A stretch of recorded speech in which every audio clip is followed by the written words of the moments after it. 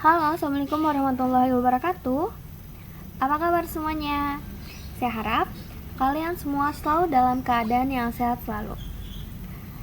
Teman-teman, selalu diingat ya untuk tetap semangat dalam mengikuti pembelajaran jarak jauh seperti yang saat ini sedang kita lakukan. Dan juga, kalau teman-teman ingin keluar dari rumah, jangan lupa untuk mematuhi protokol kesehatan yang sudah ditetapkan. Oke, pada materi hari ini kita akan membahas mengenai cara mengatur waktu. Kenapa sih teman-teman kita harus membahas materi ini? Nah, sebelumnya saya beri gambaran nih. Pernah nggak sih teman-teman merasa dikejar-kejar oleh waktu? Karena ada banyaknya tugas yang harus teman-teman lakukan, jadi kalian merasa dikejar-kejar oleh waktu. Atau terkadang kalian menginginkan waktu itu berhenti, udah sih jam segini aja kayak gitu, karena kalian belum menyelesaikan atau belum melakukan apa yang seharusnya kalian harus lakukan. Jadi kenapa kita harus membahas materi ini? Agar kita bisa mengatur waktu kita dengan baik dan bisa menggunakan waktu kita dengan sebaik mungkin. Karena ya teman-teman, ada banyak hal yang bisa kita lakukan dalam menggali sebanyak mungkin potensi yang kita miliki, sehingga kelak berguna bagi kesejahteraan hidup kita di masa mendatang. Nah, kalau kita bisa mengatur waktu kita dengan sebaik mungkin, tentunya ada banyak hal yang bisa kita lakukan dengan baik, sehingga kita bisa menggali potensi kita dan juga mendapatkan kesejahteraan hidup di masa yang mendatang. Sayang gak sih teman-teman, kalau waktu yang kita miliki itu malah terbuang percuma? Karena biasanya masih banyak di antara kita yang terlihat melakukan kegiatan-kegiatan yang semestinya tidak perlu. Padahal hal itu bisa kita gunakan secara positif. Nah, pada hakikatnya, kegiatan kita itu dibagi menjadi 3 jenis. Kegiatan kita di rumah itu kegiatan kita dengan orang tua atau kegiatan diri kita pribadi di rumah. Kegiatan sekolah ataupun kegiatan sosial.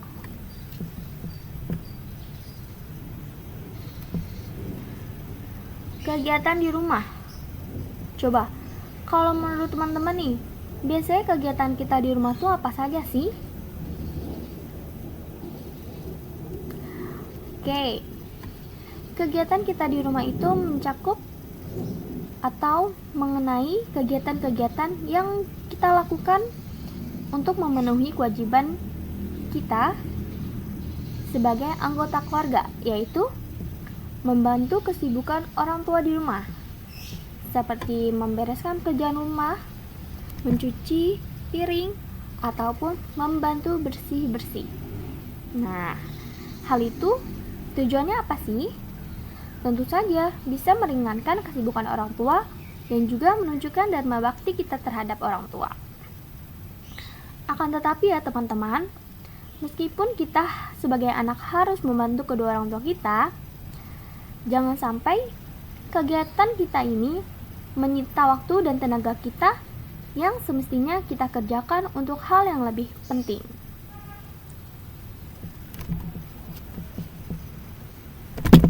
Selanjutnya ialah kegiatan di sekolah. Nah, biasanya kalau kegiatan di sekolah sih, apa aja coba yang kita lakukan? Yang pertama, ada kegiatan ekstrakurikuler.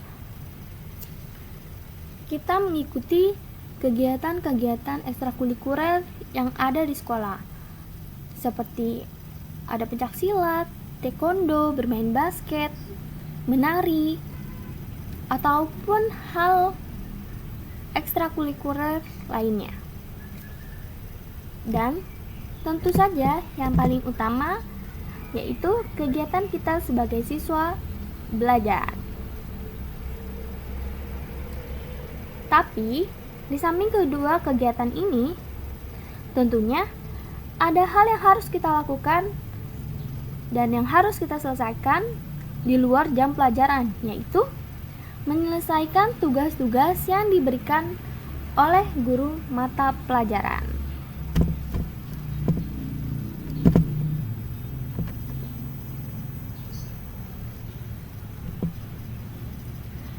Selanjutnya ialah kegiatan sosial.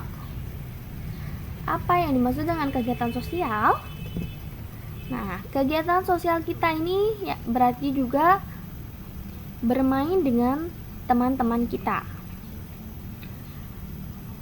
Bagaimana waktu bermain dengan teman-teman kita? Nah, biasanya nih, kita kan kalau udah main jadi nggak inget waktu ya teman-teman.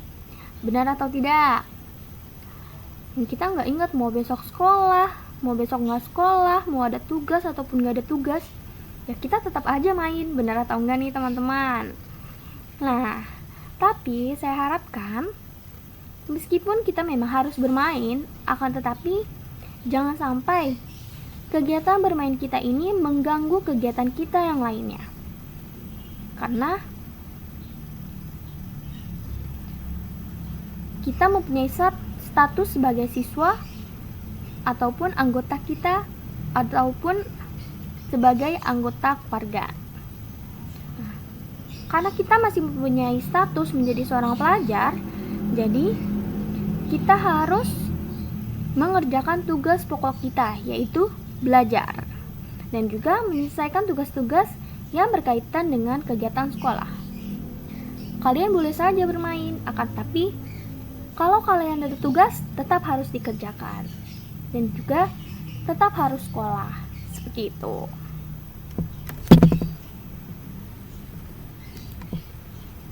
Nah, waktu belajar yang baik. Nah, biasanya kalau teman-teman nih, belajar pada pukul berapa sih?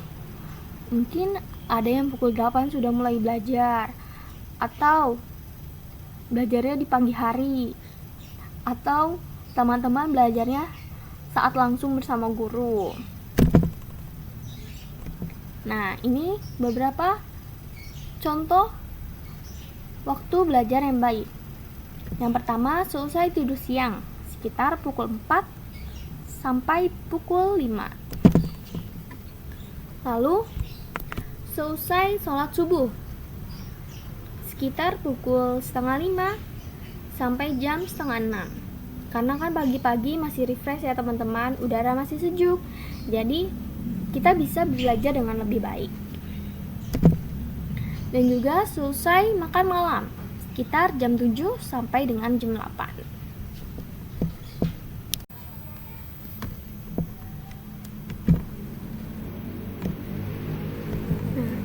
Lalu bagaimana sih cara kita agar bisa mengatur waktu yang benar, baik dari waktu belajar, waktu di sekolah, waktu bermain, dan waktu kita mandi, makan, atau segala macamnya. Yang pertama, kita harus membuat to-do list. List kegiatan apa saja sih yang akan kita lakukan pada hari ini? Apakah ada tugas untuk minggu depan atau tidak ada? Nah, pokoknya kita buat nih list kita dalam keseharian. Setelah itu, kita buat skala prioritas. Skala prioritas ini maksudnya hal apa yang harus sangat wajib kita lakukan terlebih dahulu. Nah, dari to-do list yang udah kalian buat tadi, nah, kalian centang-centang mana aja sih yang harus utama kalian lakukan? Apakah bermain yang paling utama? Ataukah mengerjakan tugas? Atau membantu orang tua? Atau hal yang lainnya? setelahnya yaitu buat tenggang waktu. Nah, teman-teman, jangan membebani diri kalian sendiri dengan jadwal yang berlebihan. Kalian harus melakukannya bertahap. Karena kalau kita langsung mengerjakannya sekaligus, tentu aja kita jadi bingung sendiri dengan jadwal yang udah kita buat. Jadi, kita harus buat tenggang waktu dari satu kegiatan dengan kegiatan lainnya. Fokus pada hal yang kamu kerjakan. Nah, kalau misalkan nih kalian lagi membantu orang tua, ya udah fokus aja untuk membantu orang tua agar cepat selesai dan tidak terganggu menjadi lebih lama. Atau kalau kalian lagi ngerjain tugas, ya udah kerjain tugas dulu sampai selesai. Baru setelah itu kalian melakukan hal yang lain. Jangan mengerjakan secara bersamaan. Pernah gak sih kalian mencoba untuk melakukan semua kegiatan secara bersamaan? Tentu aja itu menjadi kurang baik untuk diri kalian, dan hasil yang kalian kerjakan pun tidak menjadi maksimal. Coba, misalkan contohnya seperti kalian mengerjakan tugas bersama teman-teman. Di situ bisa menjadi kalian bermain atau benar-benar mengerjakan tugas. Kalau kalian benar-benar mengerjakan tugas, ya sudah, bermain dengan teman-temannya nanti. Akan tapi kalau kalian mengerjakan tugas dan sambil bermain, tentu aja itu tidak akan efektif. Jauhkan hal yang tidak penting. Saat kalian melakukan sesuatu, jauhkanlah hal-hal yang tidak penting, karena itu akan memperlambat kerja kalian. Dan tentu saja istirahat yang cukup agar kalian tidak pusing, tidak stres, dan tidak mumet dari kegiatan yang kalian lakukan. Jadi tetaplah untuk istirahat yang cukup.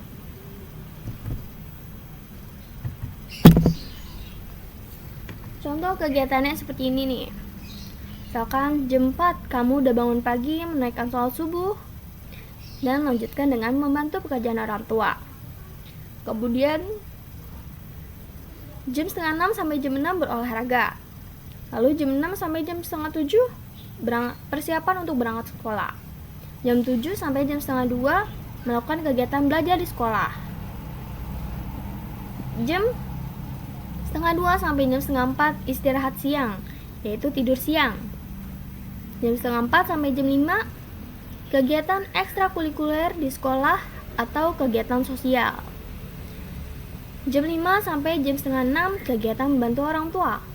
Jam 7 sampai jam 9 belajar, dan jam 9 sampai jam 4 kalian tidur.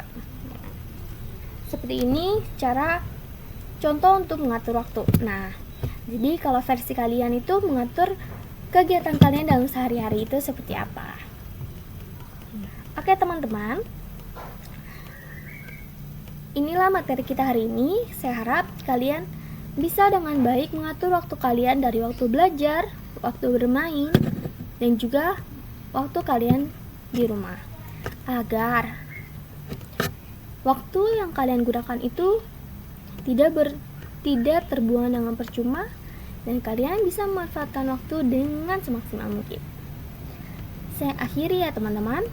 Wassalamualaikum warahmatullahi wabarakatuh.